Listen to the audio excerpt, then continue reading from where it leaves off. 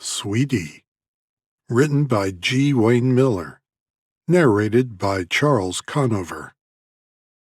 Tony's driving fast. Tony's grinding his teeth. Tony can't get all this divorce crap out of his mind. It's killing him, just sucking the energy straight from his body, messing up his job, screwing up his finances. It's gotten so bad lately it feels like his head's going to explode.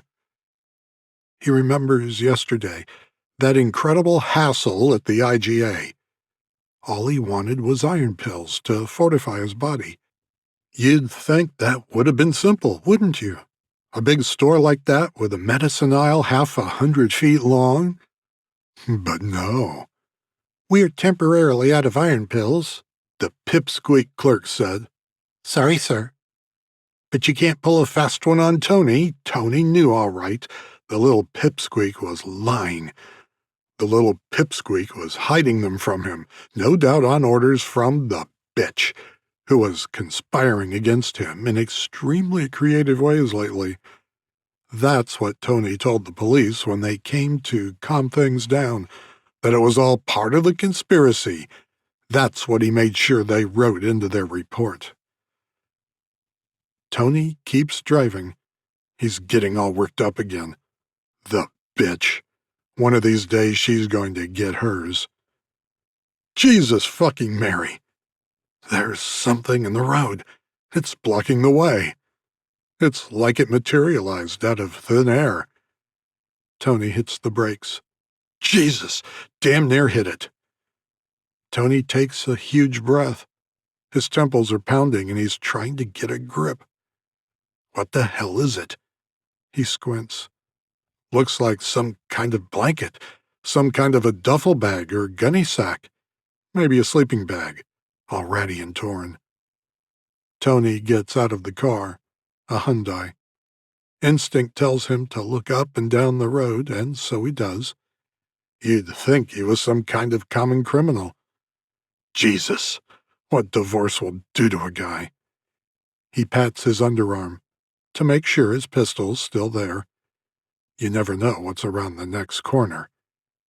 But everything's cool. No one in either direction. No houses, no other cars.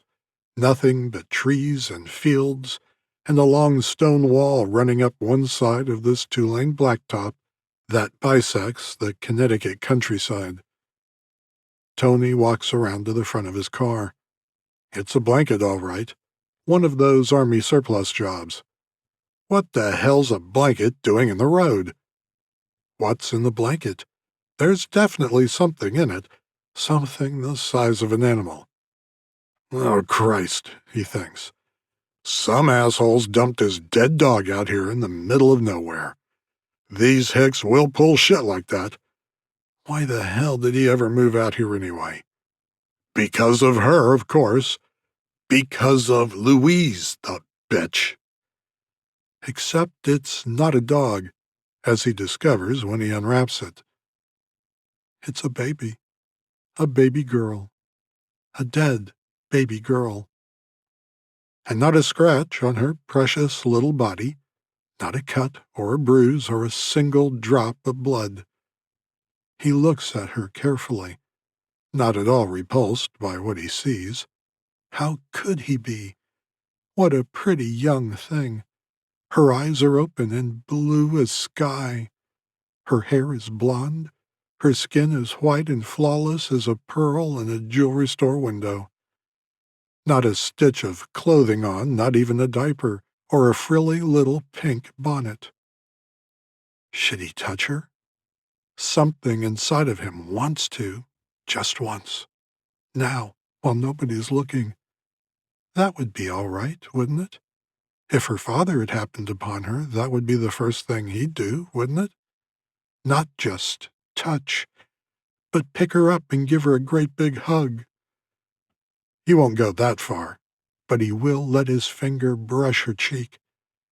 Nothing wrong with that. What's this? Her skin is warm. Dear God, he thinks. Maybe she's still alive. Maybe all she needs is an emergency room. Maybe just a couple of jolts with the paddles, and then a ventilator and some heavy-duty drugs to pick her up. Tony feels frantically for a pulse, but he can't find one anywhere. And she's not breathing. He's sure of that. He took a CPR course back in college. He's forgotten some of it, but not the part about how to tell when someone stopped breathing. No, Sweetie's dead. Say what? Where'd that come from, that name? Just popped into his head, the way words sometimes will. But it fits, he thinks. That's what's so darn crazy. Sweetie fits. Poor little Sweetie, lying all by herself, so dead in the road. Christ, now what? Tony says. He's already decided he can't leave her here. Can't just continue on to work as if nothing's happened. That wouldn't be fair to Sweetie. That would be heartless and cruel. Something a ghetto person would do, not someone of his character. Tony gathers Sweetie into his arms and places her on the seat next to him. The blanket's dirty, but it's all he has. He wraps it around her. Never know when you'll run into some goddamn busybody, even on a lonely country road. He buckles the seatbelt around Sweetie and puts his Hyundai into drive. Where to? Now, there's a question. It's too late for the hospital, that much is clear. Sweetie's dead. Sweetie's dead. The thought keeps going through Tony's head, over and over and over, and making him so sad. Tears fill his eyes. It's going to be tough to drive. The police station. Of course, he thinks. I'll take her to the cops. But almost immediately, doubt fills his mind. When I got to the front desk, he asks himself, what would I say? That I'm on my way to work, officer, and I just thought I'd turn in this dead baby? Can you list it in Lost and Found? No way. Tony's no fool. He's a certified public accountant. He knows about the authorities. He knows what they'll do. They'll have two options. First, they could charge him with a crime. And wouldn't murder and kidnapping be a good place to start? Something along those lines. After a hearing at which no bail would be set, it'd be off to the pen. The other option would be the forensic unit. See if he's competent to stand trial. See if he needs rubber walls for, say, the rest of his life. Tony can see it now, how everything would unfold. Luis's lawyer would get wind of things, and he'd trip all over himself getting to court, and he'd be telling the judge about how, Your Honor, Mr. Anthony Simeone is impotent, is incapable of biologically fathering a child, which is why my client had filed the divorce papers she has, and, well, certainly Your Honor can see how this played into Mr. Simeone's sick mind when he killed this poor innocent child. If you look at the record, Your Honor, you'll note this man was nearly arrested after an altercation involving iron pills at the IGA. Yes, Your Honor, you heard correctly. Iron pills. They usually go for about $5 a bottle. You'll especially note that he has recently been hospitalized for nervous exhaustion, which followed several years of pharmacological treatment for an underlying depression. And while the hospitalization was at General Hospital, may I draw your attention to the fact that his admission was to Ward 7, that he was discharged with a prescription for haloperidol, which isn't exactly aspirin, Your Honor. All lies, of course, especially talk of any chronic underlying depression, but who can trust judges? Whoever gets out of institutions. They'd stick needles in him and cart him away, and Sweetie, poor Sweetie, what would become of Sweetie? No loving, caring parents left her there in the road. Any idiot could see that. Someone wanted to be rid of poor Sweetie. Some teenage welfare whore, probably, strung out on drugs and not a clue as to who the father might be. Tony can't let her go back to a situation like that. Things being what they are, there's every chance some liberal judge would give that mother a second chance. If not, the state would get her. That would be worse. Tony catches the evening news. Tony knows about foster homes and shelters.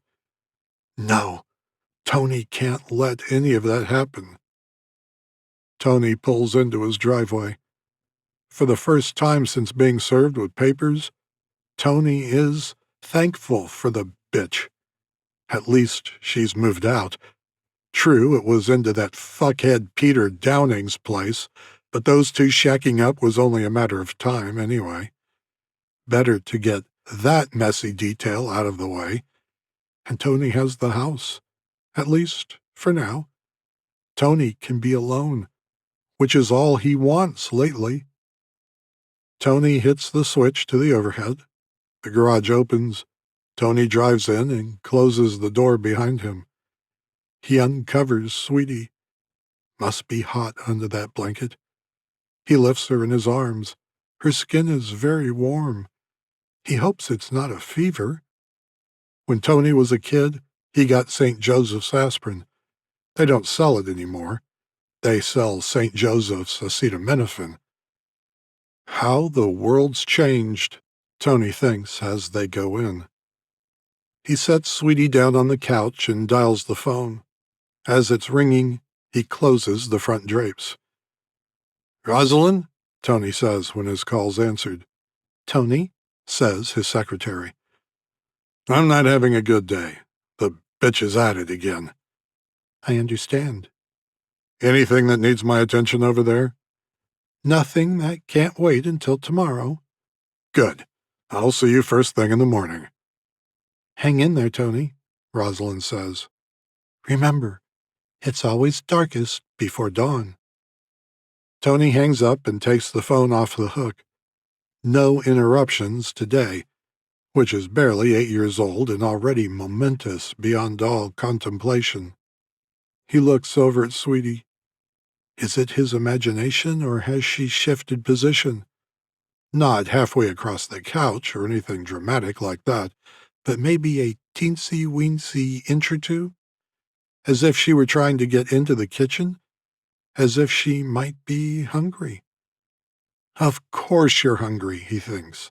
I'd be hungry too, Sweetie, if I'd been lying in the middle of a road like that.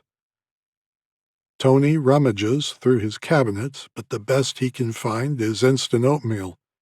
It's cinnamon and spice, one of the bitch's favorites. It'll have to do.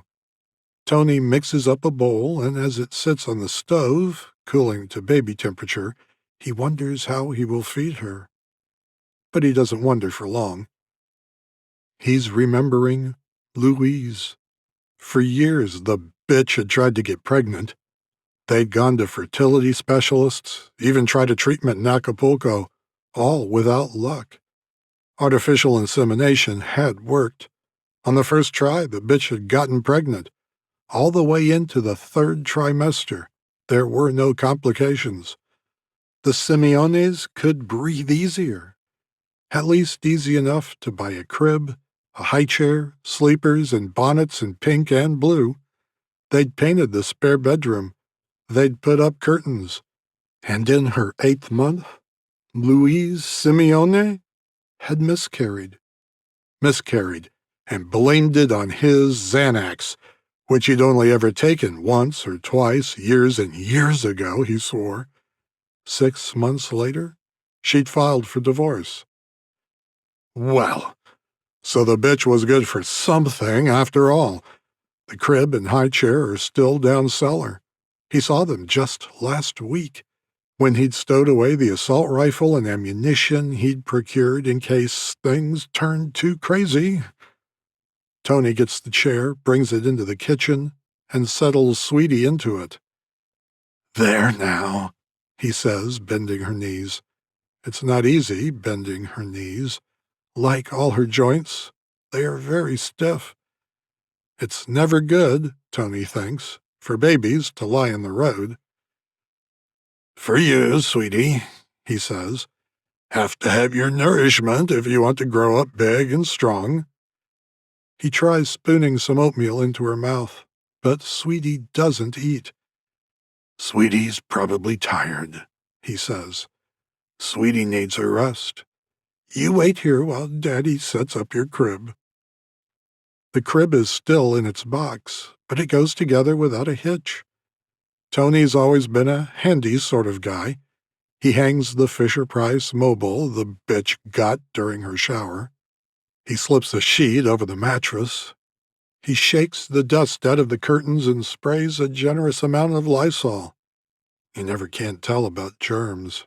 Never can be too careful. Every hour, Tony checks on Sweetie. Crib death, he thinks, is such a tragic thing. Sweetie sleeps, even if Tony can't. At midnight, when he's sure she's down for the night, he leaves in his Hyundai. He finds a convenience store that's open and buys Gerber baby food and a box of Pampers diapers and a bottle of fish oil gelatins that are on sale. The next morning, Tony tries a bottle of warm milk. Sweetie won't take it. Sweetie's looking under the weather today. No color and very dry lips and skin. Tony gives her her bath. He towels her dry, spreads baby oil all over her body, powders her, and gets her diaper on. He dresses her in pajamas and a pink bonnet. Daddy's got to go out, he says. Sweetie's on the floor in front of the TV. The TV is on Channel 2, public television. Kermit the Frog is singing a funny song. Sweetie, be good, Tony says. Don't get into any mischief. Daddy will be home soon. Tony makes an effort at work, but he's only going through the motions. Rosalind makes a few cracks about the bitch.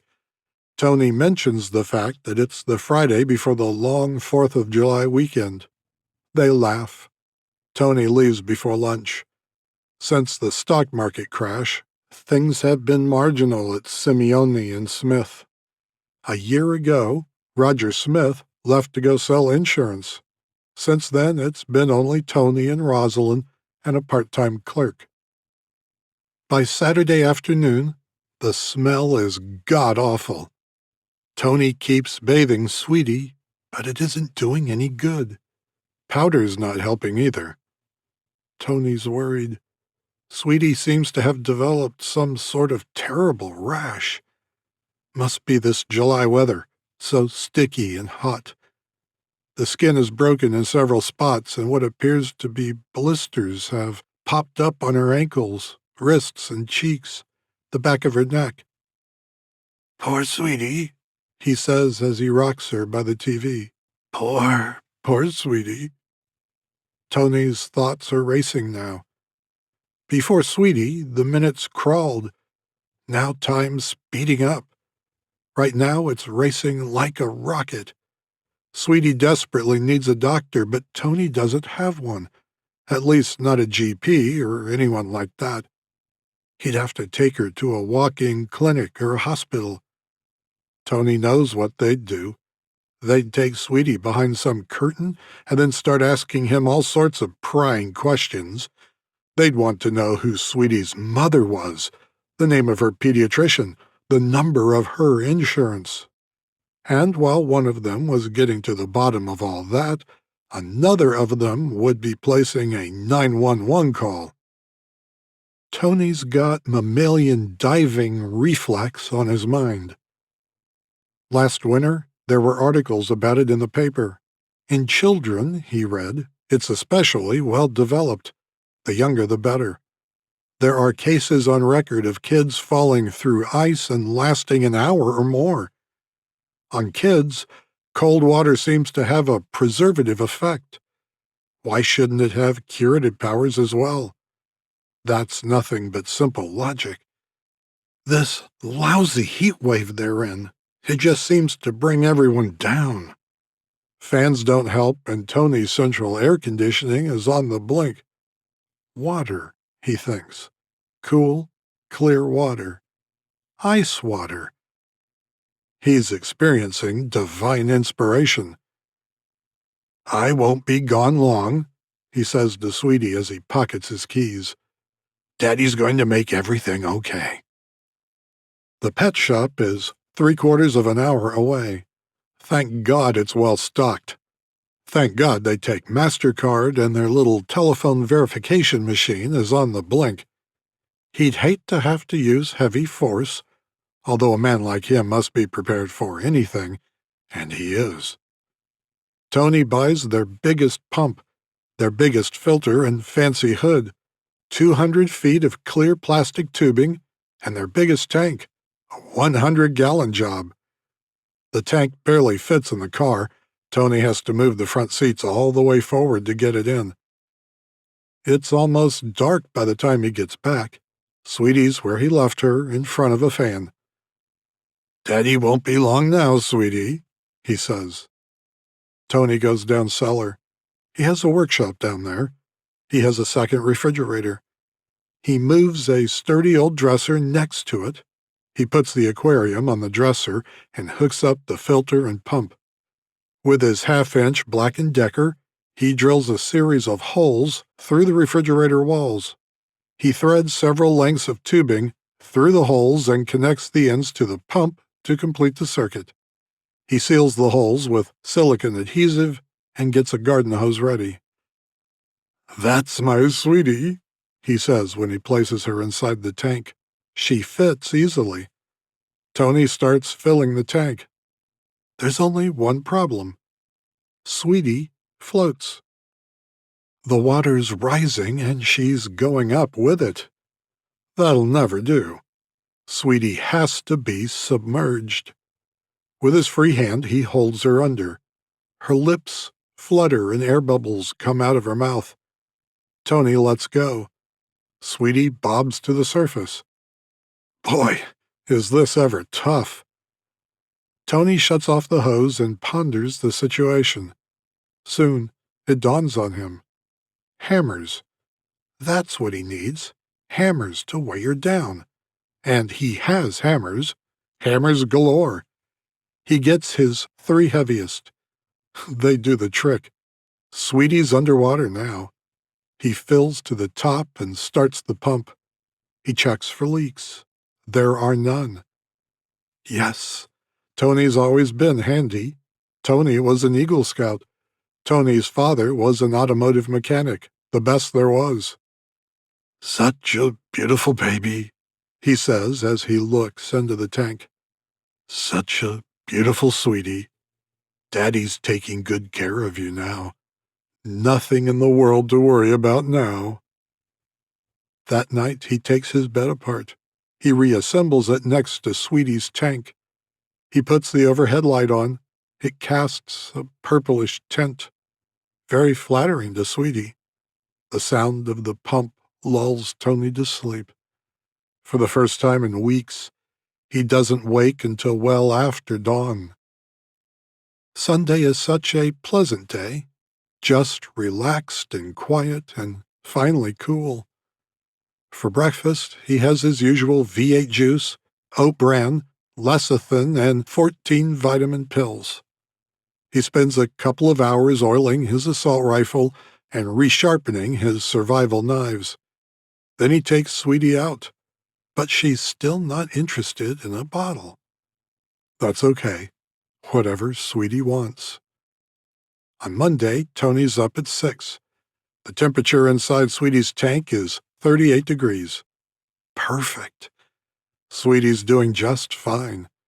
Everything's going to work out all right after all. Tony is in a celebratory mood.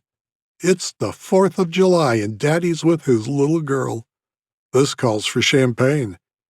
He buys a bottle when the store opens at 8. He chases each glass with a 1,000 milligram vitamin C pill. By 11, the bottle's gone. He buys another. When Sweetie graduates from high school, he thinks, I'll give her a bottle of her own. That and a brand new car. A red Miata would be nice, if they're still making them. On Tuesday, he stops by the office. Nothing much is doing. He leaves before noon. When he gets home, there's a car in the driveway. A fancy blue Saab. Jesus fuck, Mary, it's her. The bitch! What the hell she want? Why didn't she call? And where is she anyway? She's not in her car. She's not in the yard. She must be inside. Tony runs to the door and goes in. Louise is in the kitchen. The phone is still in her hand. She looks like she's suddenly taken ill. Her face is ashen, and she is shaking so badly, Tony can feel it through the soles of his feet, halfway across the floor. The police are on their way, is all she says. What does that mean, Tony wonders. Then it hits him. Oh, Jesus, she's found Sweetie. Must have been rummaging around down cellar for some of her old clothes or the TV she left behind. Must have let herself in with her key. Why didn't he have the locks changed, the way he kept intending to? Why has he been so stupid? Why didn't he know the bitch was bound to mess things up? How could he have been so careless? Instinctively, his right hand creeps under his jacket. Thank God he's packing his pistol. This could get nasty. You didn't touch her, did you? Tony says. His voice is hysterical. He's all tight again. You didn't break the glass, did you? Answer me, Louise. Answer me. He steps toward her. She screams. She brushes past him. She runs out the door. He doesn't care. His only concern is Sweetie. The harm that bitch might have done? An image of Sweetie on the concrete floor explodes across his mind. He sees broken glass and a giant pool of water. How that would hurt! What shape that would leave his dear Sweetie in! But nothing's been touched. The pump's still running. The tank's intact. Sweetie's happy and content, just like when he left her. He pries the hood off and reaches in for her. Oh, Sweetie, he says. He starts to cry. Everything suddenly has changed. Tony understands that. Tony's very sensitive like that. Funny, isn't it, the way the mind works?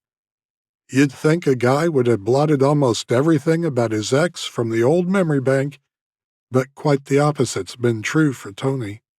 He remembers every little detail. The clothes she wore on such and such an evening, the salad dressing she prefers, her social security number, the name of her hairdresser, the inscription on her engagement ring, her favorite characters on her favorite show, Saturday Night Live. He remembers the perfume she was wearing the night they met. He remembers their first phone conversation, their first date, the name of the place where they spent their honeymoon, Dante's Retreat, located in one of the prettiest, most out-of-the-way parts of the whole Northeast. Pocono Pines, he says to the long-distance information operator. Dante's Retreat. He listens, hangs up, dials. And do you still have waterbeds? He says. Good. What about air conditioning? Super. Great. One more question. Is it central air or individual units? Outstanding. Individual units, he thinks. I could loop a coil through it and back to Sweetie as easy as pie. Yes, I would like to reserve a room, he says. Near an ice machine if possible, please. The name's Smith. Mr. and Mrs. Warren Smith. We'll be staying at least a week. Before he closes the trunk, he opens the lid of the cooler. The ice is packed carefully around Sweetie. She's got her Raggedy Ann. She's got her blankie. We can't stay, he says, because mean and nasty people are coming to try and take you away. Daddy could never allow that to happen to his precious sweetie. Not in a million years. It's not only Sweetie who's in the trunk. He's got his power drill and toolbox and some leftover plastic tubing and his assault rifle and knives and ammunition. He smiles, thinking about how he bought the rifle hot and purchased the ammunition a little here, a little there, to make it all but impossible to trace back to him. Those bastards with their computers. Tony Simeone can play their game. Yes, sirree, Bob. He closes the trunk. He gets in his car. He double-checks his wallet to make sure he has the MasterCard. He double-checks his revolver. He starts the engine. He backs out of the drive. He turns left on River Road. As he starts over the crest of the hill, he hears sirens. In his rear view, he catches a glimpse of flashing red lights. Cruisers. There must be 6 or 7 of them. They're all turning into his drive. You just close your eyes now and rest, sweetie, he says. We've got a very long drive ahead of us.